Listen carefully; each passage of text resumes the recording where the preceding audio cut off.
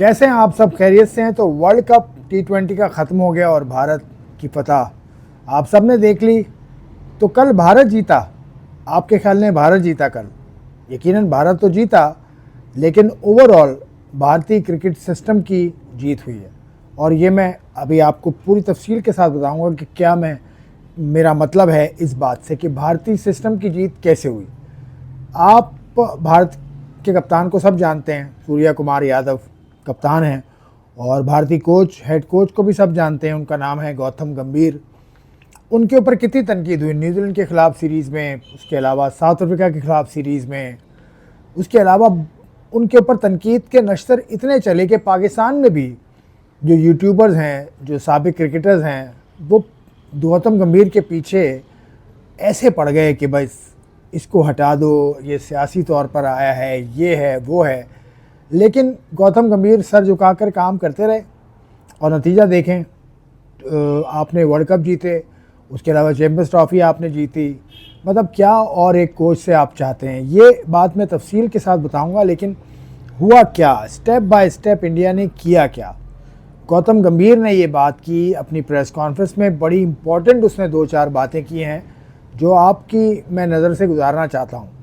उसने ये कहा कि ये जो कामयाबी है, ये इसमें राहुल द्रविड़ का किरदार है, इसमें VVS लक्ष्मण का किरदार है, इसमें अजीत आगरकर जो उनके चीफ सेलेक्टर हैं उनका किरदार है। और उसने एक जो बहुत अहम बात की, जो कि सबसे इम्पोर्टेंट बात है, कि भाई अगर आप 4 रन आपकी सेंचुरी में रह गए हैं, तो अगर आप वो रन बनाने में ज़्यादा गेंदें सर्व कर रहे हैं तो फिर आप अपनी टीम को नुकसान पहुंचा रहे हैं करीब 20 रन का। उसने कहा कि भाई आपने टीम को आगे रखना है, टीम की जो रिक्वायरमेंट है उसको आगे रखना है। और उसके अलावा इसी चीज़ को चलते मैं साहिबजादा फरहान की भी बात करूंगा, और वो क्यों नंबर 1 आने के बावजूद उनको इनाम नहीं मिला। खैर ये बात मैं तफसील से करूंगा।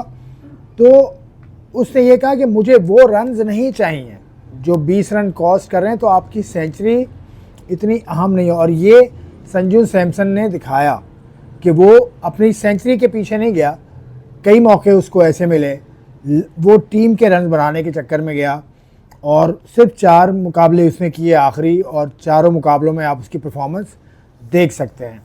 तो ये है, गौतम गंभीर ने ये कहा। उसके अलावा उसने ये कहा कि हम एक सिस्टम बना दिया, हमने बैठे थे हम कोच के साथ, कप्तान के साथ। उसने बोला कि जय शाह ने भी उसको बहुत ज़्यादा बैकअप किया। जय शाह जब सेक्रेटरी थे भारतीय क्रिकेट बोर्ड के, उन्होंने भी वो उसके पीछे खड़े हो गए कि भैया आप रहेंगे, वो सियासी वजह हो कुछ भी हो, does not matter, what matters is the result. और रिज़ल्ट वो दे रहा है भाई, आपके कहने से, मेरे कहने से, सोशल मीडिया के कुछ लोगों के कहने से कुछ नहीं होगा। ये भारतीय क्रिकेट की मजबूती है। अब और आई ये बात, संजू सैमसन हीरो बन गया, मैन ऑफ द टूर्नामेंट हो गया। ऐसे नहीं हो गया man of the tournament. Sanju Samson के बारे में आपको बताऊं कि 2015-16 में ये भारतीय टीम में आया था भाई, और 2011 से ये फर्स्ट क्लास भारत के लिए खेल रहे हैं। और उसके बाद ये 2015 में भारतीय टीम में आए, T20 का मैच खेला इसने, लेकिन खैर वो इतना अच्छा नहीं गया। फिर ही टुक अ बैक सीट, उसने राजस्थान रॉयल्स के लिए खेला, फिर परफॉर्म करता गया, फिर इंडियन अंडर 19 टीम के वाइस कैप्टन भी बने ये। तो उसके बाद फिर ये फर्स्ट क्लास का एक्सपीरियंस, T20 का एक्सपीरियंस, वनडे क्रिकेट का एक्सपीरियंस, वनडे में सेंचुरी भी है। मतलब जहाँ जहाँ मौका मिला सर झुका के इसने काम किया। और यहाँ पर अब उस वक्त विकेट कीपर धोनी थे 15 में, उसके अलावा उसके बाद अंबती नायडू को इन्होंने रिप्लेस किया था। मतलब विकेट कीपर बैटर्स इंडिया में अच्छे खासे हैं। संजू सैमसन तो आ गए ठीक है, लेकिन इससे पहले विकेट कीपर बहुत सारे इंडिया में आए। लेकिन उसमें इसने जो अपना गोल रखा है वो है टीम, और इसने ये दिखाया। इसे ये क्यों दिखाया, ये नज़र आया इसकी बैटिंग में कि इंडिया कम्स फर्स्ट। आपने इंडिया का स्कोर बढ़ाना है, अपने माइलस्टोन के चक्कर में नहीं पड़ना। अब मैं एक और बात करना चाहूँगा, मैंने बहुत दफ़ा ये बात की है पाकिस्तान क्रिकेट पे आने से पहले। मैं थोड़ा सा इनका और साहिबजादा फरहान को नंबर 1 बैटर का टाइटल नहीं मिला या साहिबजादा फरहान को मैन ऑफ द टूर्नामेंट नहीं मिला, वो मेरा उसमें ये ख्याल है कि साहिबजादा फरहान ने जो रन्स किए हैं वो नामीबिया के ख़िलाफ़ उसने रन्स किए हैं, उसने श्रीलंका के ख़िलाफ़ रन्स किए हैं, उसने इंग्लैंड के ख़िलाफ़ रन्स किए हैं, बिल्कुल किए हैं। लेकिन नामीबिया, यूएसए,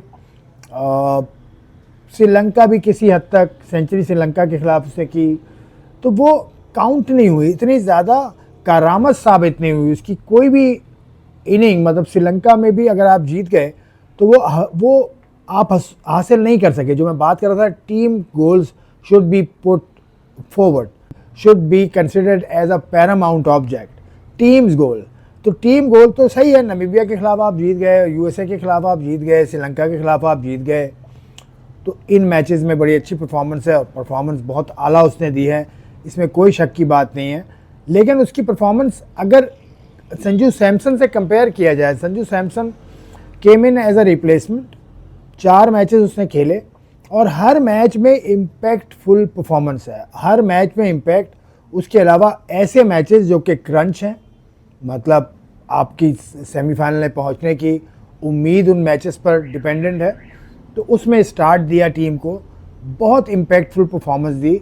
तो रन्स का कमी बेशी तो बर्दाश्त की जा सकती है, लेकिन इम्पैक्ट के हिसाब से आप बताइए कि संजू सैमसन की इनिंग्स इम्पैक्टफुल हैं या साहिबजादा फरहान की। Sahibzada Farhan again is a wonderful cricketer, wonderful batter, fearless batting करता है, छक्कों की तादाद भी उसकी खासी ज़्यादा, और बुमराह जैसे बॉलर को उसने छक्के मारे हैं, कोई आम बॉलर की छक्कों की बात नहीं कर रहा।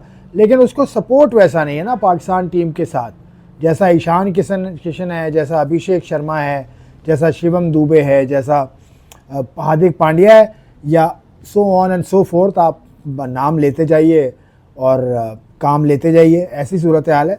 तो उसमें अगर कंपैरिजन किया जाए ना, तो साहिबजादा फरहान की नो डाउट इनिंग्स बहुत अच्छी हैं, लेकिन as compare to Sanju Samson उसकी इनिंग इम्पैक्टफुल मुझे ऐसा लगता है कि नहीं है। तो माजरत के साथ साहिबजादा फरहान के साथ, लेकिन मुझे ऐसा लगता है ठीक जो अवार्ड दिया गया मैन ऑफ द टूर्नामेंट का, वो संजू सैमसन को मिलना चाहिए था, क्योंकि उसकी इम्पैक्ट, मैं कह रहा हूँ impactful innings. What matters is the impact of those runs. तो कैसे फ़ायदा उन रन्स ने उनकी टीम को दिया, ये तो आपने सब ने देख लिया। तो ये सूरत हाल है। फिर इंडिया की जो कंपोजिशन है वो कैसे बनी, उसके हवाले से जो आप इंडिया के कप्तान हैं, अब उनकी थोड़ी सी बात मैं करूं। सूर्या कुमार यादव ने कई मरतबा ये बात की, मतलब 2-3 मरतबा पिछले 3 दिनों में वो ये बात करते रहे हैं कि हमने इस टीम को बनाने का सिलसिला 2024 में शुरू कर दिया था। 2024 में 2 जायंट्स उनकी टीम से निकले, एक रोहित शर्मा और दूसरे विराट कोहली, लेकिन उन्होंने हिम्मत नहीं हारी, उन्होंने एक सिस्टम बना दिया ना कि ये लड़के हम T20 में इस तरह से खिलाएंगे और this is the brand of cricket we are looking forward to playing. तो उन्होंने उसी ब्रांड पर स्टिक किया और उन्होंने अपने कानों को ना ऐसे बंद कर लिया, कान ऐसे करके बंद कर लिए। तो ये सबसे बड़ी बात है। तो अब आपने गौतम गंभीर की बात सुनी, आपने बात सुनी स्काई की, सूर्या कुमार यादव की, तो ये दोनों एक ही तरह की बात कर रहे हैं कि हमारा मतमा नज़र था कि वर्ल्ड कप हमने जीतना, तो उसकी तैयारी के लिए हमने बीच में सीरीज़ आई, उसमें ऊपर नीचे नतीजे रहे, लेकिन we have formulated a composition क्या, अब ये भी बड़ा दिलचस्प बात है। कॉम्पोजिशन ये है कि अगर लेफ्ट हैंडर आउट हो रहा है तो लेफ्ट हैंडर आता रहा कल, ये आपने देखा, और अगर राइट हैंडर आउट हो रहा है तो राइट हैंडर आता रहा। लेफ्ट एंड राइट का कॉम्बिनेशन इंडिया ने हद्दुल इम्कान उसको बरकरार रखने की कोशिश की, ना सिर्फ कल के फाइनल में बल्कि उससे पहले होने वाले मुकाबलों में भी। तो ये प्लानिंग कौन करके देता है भाई? ये प्लानिंग कोच करता होगा, कप्तान करता होगा। और हमारे यहाँ हम ये बात कर रहे थे भाई कप्तान को बदल दो, कोच को बदल दो। अब मैं अपनी तरफ रुख कर रहा हूँ, कप्तान को बदल दो, कोच को बदल दो। अरे भाई बात ये है कि कप्तान और कोच अगर इतने जय्यद होते या इतने इम्पोर्टेंट होते, और ड्यूरिंग द गेम में बात कर रहा हूँ, तो ना कप्तान इम्पोर्टेंट है, आई रिपीट, ना कैप्टन इम्पोर्टेंट है during the game mostly in a T20 game. मैं इस पे आता हूँ, लेकिन कोच तो इम्पोर्टेंट इसलिए नहीं है क्योंकि कोच ने एक हिकमत अमली बनाकर आपको दे दी, एक स्ट्रेटजी दे दी, उसको बीच में उसने बता दिया कि यार ये हम करने का प्लान रखते हैं। बाकी जो सबसे बड़ी जिम्मेदारी है वो कप्तान पे आती है कि बॉलिंग किसको देगा, उसका मेन बॉलर कौन है, उसका मेन बैटर कौन है, कौन जाएगा। अब अगर कप्तान बॉल देता है हारिस रऊफ़ को फॉर इंस्टेंस, और वो कहता है यार ऑफ स्टंप पे मैंने फील्ड ले ली है, जब फील्ड आप अपने हिसाब से ले लो, लेकिन हारिस रऊफ़ गेंद कर देता है शॉट या लेग स्टंप पे गेंद कर देता है जो जिस पे हिट लगती है और छक्का हो जाता है, तो it is not captains fault. ये तो बात ठीक है ना। तो कप्तानी वो करता है जिसके हाथ में गेंद होती है, कप्तानी वो करता है जिसके हाथ में बल्ला होता है। I am a firm believer, मैं जितने अरसे से मैंने क्रिकेट कवर करना शुरू किया है, ये 23वां साल शुरू हो चुका है, तो भाई मुझे ये लगता है कि जितना बड़ा फॉर्मेट होगा उतनी कप्तानी की बात होनी चाहिए। अब अगर आप टेस्ट मैच की बात करते हैं या फर्स्ट क्लास मैच की बात करते हैं तो इसमें कप्तानी का अमल दखल ज़्यादा होता है, क्योंकि सेशन बाय सेशन खेल बदलता है, फील्ड पोजीशन आपकी रिस्ट्रिक्शन नहीं होती इतनी ज़्यादा, तो आपको फील्ड प्लेस करने का काफ़ी मार्जिन मिलता है।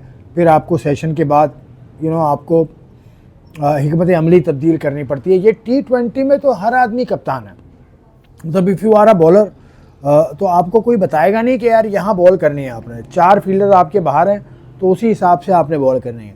अगर आप बैटर हैं तो आपको कल संजू सैमसन ने जो शॉट खेला तो वो कप्तान का दखल तो नहीं है उसमें।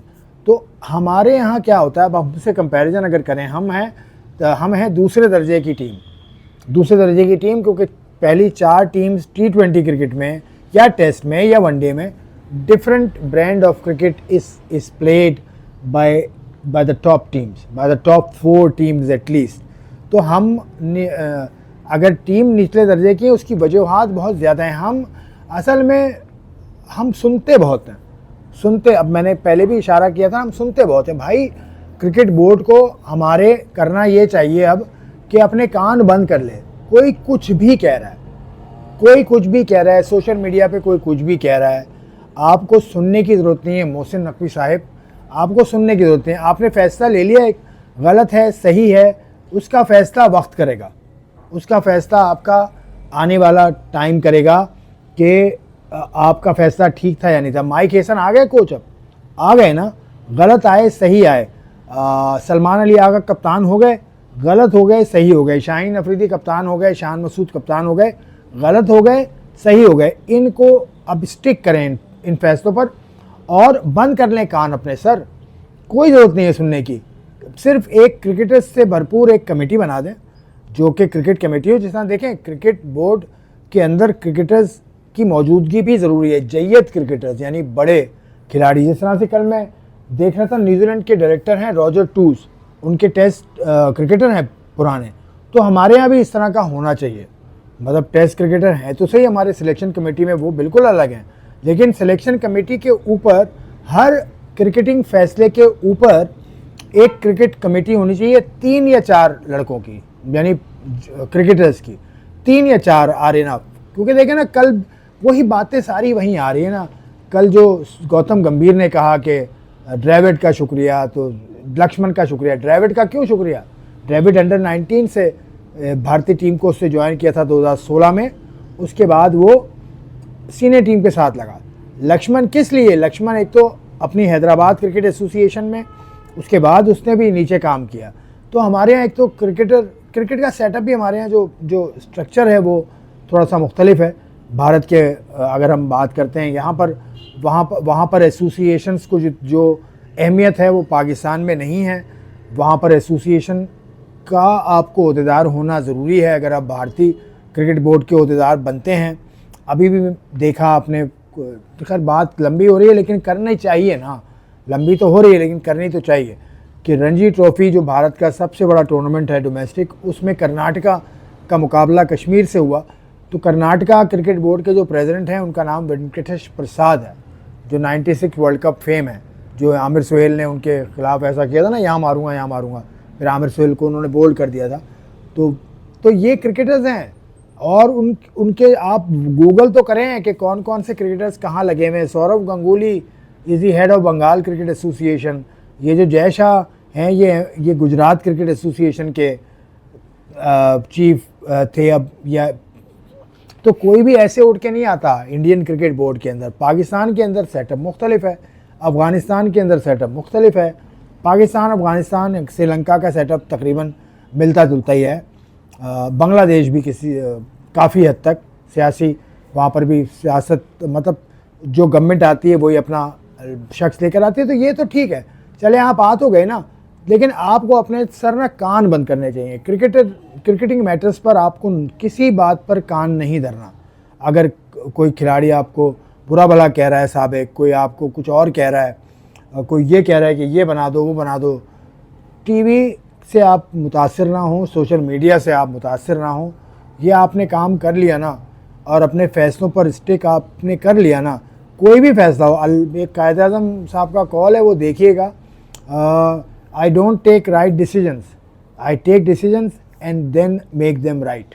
तो इतनी सारी सूरत हाल है। और क्रिकेट बोर्ड्स की मिसालें आपके सामने, इंग्लैंड क्रिकेट बोर्ड की मिसाल मैं आपको दूँ, जो ब्रेंडन मैकलम हैं, उनके जो हेड हैं, उनको कितनी मार पड़ी जब अभी एशेस के अंदर, कितनी उनको मार पड़ी। और जहाँ तक कि उनके जो क्रिकेट डायरेक्टर हैं रॉब की, जो कि साबिक क्रिकेटर हैं, कमेंटेटर हैं साबिक, उन्होंने तो यहाँ तक कह दिया कि मुझे नहीं लगता कि मेरा मुस्तकबिल क्या होगा। उनका इंटरव्यू किया था और मैंने सुना इंटरव्यू, तो वो, लेकिन वो वहाँ मौजूद हैं। आप ऑस्ट्रेलिया के कोच की बात कर लें, उनका नाम है मैकडोनल्ड। बहुत सारे लोग तो नाम भी नहीं जानते ना, हम सिर्फ पाकिस्तान में ही रहते हैं, पाकिस्तान की बातें करते हैं, तो हमें कुएँ के मेंढक हैं मैं पाकिस्तानी की बात कर रहा हूँ। इंडियंस की बात मैं करूँ तो वो भी ज़्यादातर देखते हैं, श्रीलंकन भी ज़्यादातर श्रीलंका को देखते हैं, Bangladesh, Afghanistan, they all look for their asses only. Excuse me for my language, लेकिन ये मैंने कहा किसी वजह से। तो हम सिर्फ अपनी देखते हैं, अपनी देख, ऐसा नहीं चलेगा। दुनिया में क्रिकेट हो रही है, उसको आपको खुले आंखों देखना होगा। ऑस्ट्रेलियन क्रिकेट का कितना बुरा हाल हुआ है इस वर्ल्ड कप में, कोई शोर नहीं हो रहा, वहाँ का मीडिया में देखकर आपसे बात कर रहा हूँ। Nobody is worried about their performance because क्योंकि उनका सिस्टम अच्छा है भाई। शेफील्ड शील्ड कहते हैं उनके यहाँ जो काउंटी होती है, और one of the most फियरेस्ट counties, यकीन करें इतनी ज़बरदस्त काउंटी है क्योंकि उसके बारे में कहा भी गया। फिर अभी न्यूजीलैंड में जो होती है काउंटी में कहा गया, डोमेस्टिक सिस्टम जो है उनका, डोमेस्टिक कंपटीशन है शेफील्ड शील्ड, तो माजरत के साथ, तो काउंटी तो अलग होती है, इंग्लिश काउंटी वो अलग है। लेकिन सबसे पहले तो हमें बहुत कुछ करने की ज़रूरत है। सबसे पहला, कुछ भी करें, गलत करें सही करें, सिर्फ चुप करके सुनते रहें और करते रहें। बहुत लोग बात करेंगे, कुछ तो लोग कहेंगे, लोगों का काम है कहना।